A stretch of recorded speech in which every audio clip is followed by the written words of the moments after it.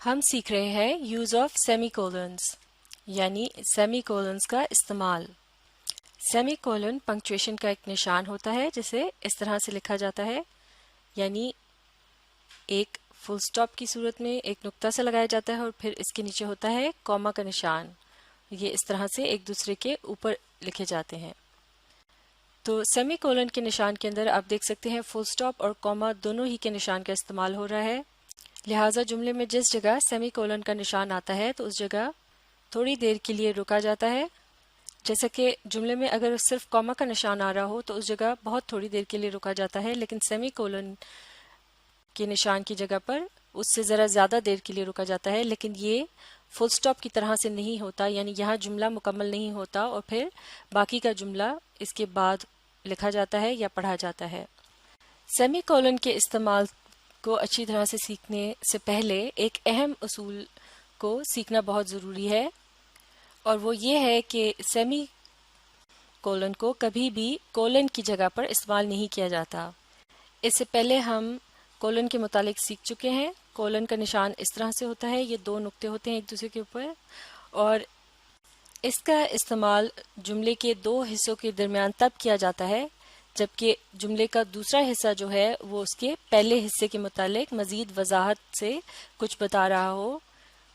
مثال کے طور پر اس جملے کو پڑھتے ہیں I have one goal، یعنی میرا ایک مقصد ہے، اور جملے کے دوسرے حصے میں لکھا ہے to find her کہ اسے تلاش کرنا ہے۔ تو اب اگر جملے کے اس دوسرے حصے کو جملے سے الگ کر کے دیکھا جائے to find her، تو یہ ایک مکمل جملہ یا مکمل بات نہیں ہے۔ اس کی سمجھ صرف تبھی آئے گی جب اسے پہلے حصے کے ساتھ ملا کر پڑھا جائے۔ اور پہلے حصے میں جو ذکر ہو رہا ہے کہ میرا ایک مقصد ہے، تو دوسرے حصے میں جو ہے اس مقصد کے متعلق بتایا گیا ہے کہ وہ مقصد کیا ہے۔ اس کا مطلب یہ ہوا کہ دوسرا حصہ جو ہے جملے کا وہ پہلے حصے کے متعلق مزید تفصیل سے یا وضاحت سے بتا رہا ہے۔ تو اس قسم کے جملے کے اندر اس کے درمیان میں ان دو جملے کے یہ جو دو حصے ہیں ان کے درمیان میں ہمیشہ کولن کے نشان کا استعمال کیا جاتا ہے، جیسا کہ اس دوسرے جملے میں کیا گیا I have one goal اور پھر کولن کا نشان اور پھر to find her۔ تو یہ جو دوسرا جملہ ہے اس میں درست طریقے سے پنکچویشن کا استعمال کیا گیا ہے، لہٰذا یہ درست ہے، جبکہ یہ جو پہلا جملہ تھا یہ درست نہیں ہے کیونکہ اس میں کولن کی جگہ سیمی کولن کا استعمال کرنے کی کوشش کی گئی ہے۔ تو لہٰذا یہ ایک بہت اہم اصول ہے کہ سیمی کولن کو کبھی بھی کولن کی جگہ پر استعمال نہیں کیا جاتا۔ لہٰذا یہ جاننا بہت اہم ہے کہ کولن کو پھر کس کس جگہ استعمال کیا جاتا ہے تاکہ اس جگہ سیمی کولن کو استعمال نہ کیا جائے۔ اس کے لیے آپ کولن سے متعلق ویڈیوز کو ری پلے کر کے ان کی مدد سے کولن کا درست استعمال سیکھ سکتے ہیں۔ تو چلیے اب کچھ ایگزامپلس کی مدد سے سیمی کولن کا درست استعمال سیکھتے ہیں۔ مل کر اس ایگزامپل کو پڑھیں گے۔ Finish it today, you can inform me when you do، یعنی اسے آج ختم کرو اور تم مجھے اطلاع کر سکتے ہو جب تم ایسا کر لو، یعنی جب تم اسے ختم کر لو۔ اور یہاں آپ دیکھ سکتے ہیں جملے کے دو حصوں کے درمیان جو ہے سیمی کولن کے نشان کا استعمال کیا گیا ہے۔ تو اب کی بار ایسا اس لیے کیا گیا ہے کہ جملے کے یہ جو دو حصے ہیں یہ دراصل دو الگ الگ جملے بھی ہو سکتے تھے، لیکن چونکہ یہ ایک دوسرے کے ہم معنی ہیں، یعنی بہت قریب ہیں، ان کا آپس میں جو تعلق ہے ان دو باتوں کا، لہٰذا بعض اوقات رائٹرز جو ہیں اس قسم کے جملوں کو آپس میں، یعنی دو الگ جملوں کو آپس میں ایک ہی جملے کا حصہ بنانے کے لیے اس طرح سے لنک کرتے ہیں کہ پہلے جملے کے آخر میں وہ سیمی کولن کے نشان کا استعمال کرتے ہیں اور اس طرح سے دوسرے جملے کو بھی اس کے ساتھ شامل کر دیتے ہیں، اور یہ ایک طویل جملہ بن جاتا ہے، جیسا کہ یہاں آپ دیکھ سکتے ہیں Finish it today, you can inform me when you do۔ ان دو حصوں کو یعنی اگر الگ کر کے بھی لکھا جائے تو یہ مکمل جملے ہیں۔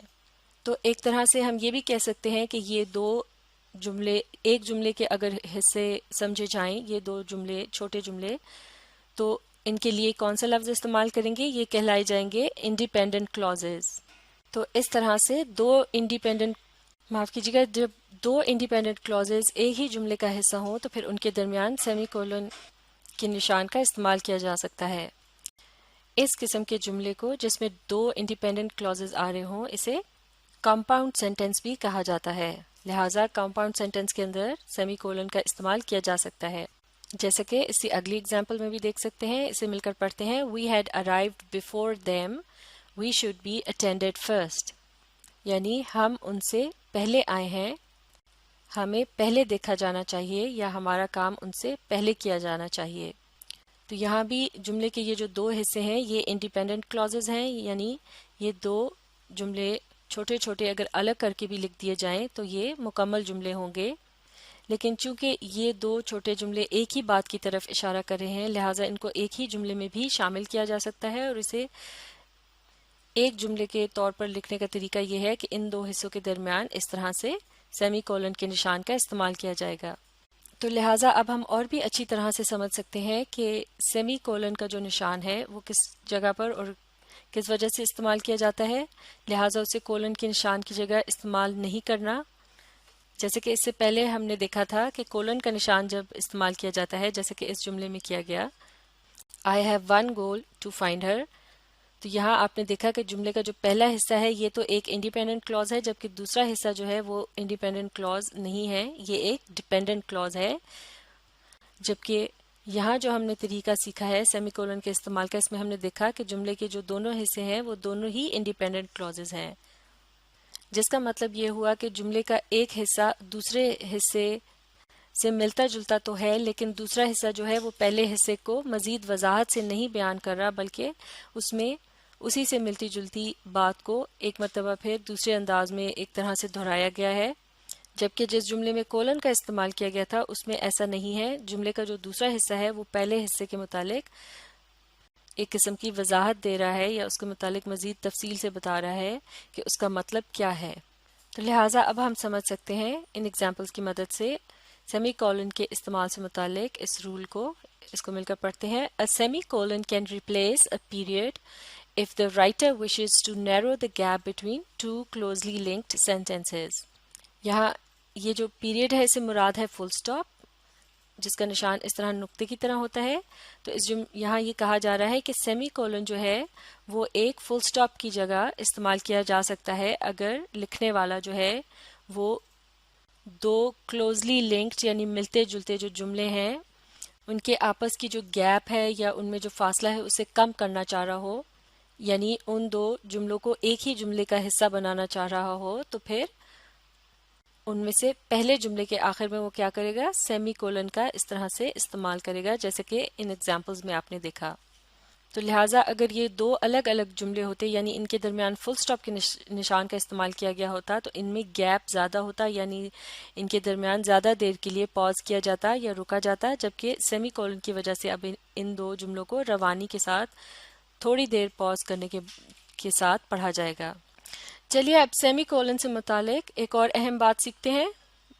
مل کر اس ایگزامپل کو پڑھتے ہیں. Although they tried hard, they missed the bus. حالانکہ انہوں نے بہت کوشش کی لیکن وہ بس کو نہیں پکڑ سکے. اگلی ایگزامپل میں بھی یہی جملہ ہے although they tried hard, they missed the bus. لیکن آپ دیکھ سکتے ہیں اس پہلے جملے کے درمیان میں اس کے جو دو حصے ہیں ان کے درمیان میں یہاں سیمی کولن کا استعمال کیا گیا ہے، جبکہ اس دوسری ایگزامپل میں اس کے دو حصوں کے درمیان جو ہے وہ کاما کے نشان کا استعمال کیا گیا ہے.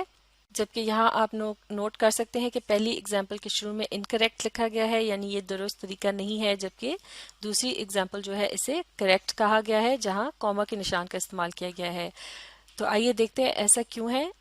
یہ جو ان دونوں جملوں کے شروع میں یہ جو جملے کا پہلا حصہ ہے although they tried hard، یہ ڈیپینڈنٹ کلوز ہے، جبکہ ان دونوں ہی ایگزامپلز میں جملے کا یہ جو دوسرا حصہ ہے یہ کیا ہے، یہ انڈیپینڈنٹ کلوز ہے. جیسے کہ اس سے پہلے بھی ہم سیکھ چکے ہیں ڈیپینڈنٹ کلوز جو ہے اسے جملے سے الگ کر کے نہیں لکھا جا سکتا اور اس کا مطلب باقی کے جملے کے ساتھ ہی سمجھ آتا ہے، یعنی انڈیپینڈنٹ کلوز کے ساتھ مل کر ہی سمجھ آتا ہے. جبکہ انڈیپینڈنٹ کلوز جو ہے اسے اگر الگ کر کے بھی لکھ دیا جائے تب بھی یہ ایک مکمل جملہ ہوتا ہے. تو ان دو جملوں میں خاص بات یہ ہے کہ ان دونوں ہی کے شروع میں ڈیپینڈنٹ کلوز کا استعمال کیا گیا ہے اور انڈیپینڈنٹ کلوز جو ہے وہ جملے کے بعد میں آ رہا ہے. معاف کیجیے گا، انڈیپینڈنٹ کلوز جو ہے وہ جملے کے آخر میں آ رہا ہے، یعنی جملے کے دوسرے حصے میں آ رہا ہے. تو اس کا مطلب یہ ہوا کہ جب بھی کوئی جملہ جو ہے اس کے شروع میں ڈیپینڈنٹ کلوز آ رہا ہو اور انڈیپینڈنٹ کلوز اس کے بعد میں آ رہا ہو تو پھر ایسے جملے میں اس کے درمیان میں سیمی کولن کا استعمال نہیں کیا جاتا، یعنی کہ اس قسم کے جملے کے درمیان میں صرف کوما کے نشان کا استعمال کیا جائے گا۔ تو اب ہم اس ایگزامپل کی مدد سے اس اگلے رول کو سمجھ سکتے ہیں جو کہ سیمی کولن کے استعمال سے متعلق ہے۔ اسے مل کر پڑھتے ہیں۔ Avoid a semicolon when a dependent clause comes before an independent clause۔ یعنی اگر کسی جملے کے اندر ڈیپینڈنٹ کلوز جو ہے وہ انڈیپینڈنٹ کلوز سے پہلے آ رہا ہو تو اس قسم کے جملے کے درمیان سیمی کولن کے استعمال کو اوائڈ کرنا چاہیے، یعنی اس کا استعمال کرنے سے گریز کرنا چاہیے اور سیمی کولن کے بجائے اس جگہ پر کوما کا استعمال کیا جائے گا۔ تو یہ تھے سیمی کولن کے استعمال سے متعلق چند اہم اصول۔ انہیں اچھی طرح سے سیکھنے کے لیے آپ اس ویڈیو کو ری پلے کیجئے اور اس کے ساتھ ساتھ پڑھنے، سمجھنے اور لکھ کر پریکٹس کرنے کی کوشش جاری رکھیے۔ سیمی کولن کے استعمال سے متعلق چند اور اہم اصولوں کو ہم اگلی ویڈیو میں سیکھیں گے۔